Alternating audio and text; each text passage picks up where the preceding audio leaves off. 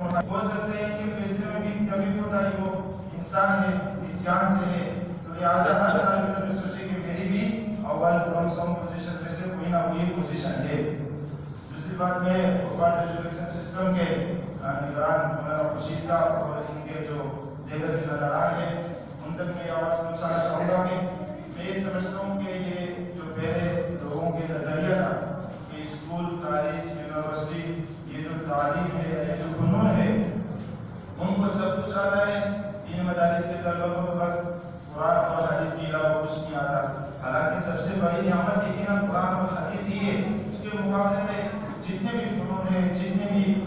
दीगर चीज़ें हैं, सब के सब लाफानी है, कुछ भी नहीं है। लेकिन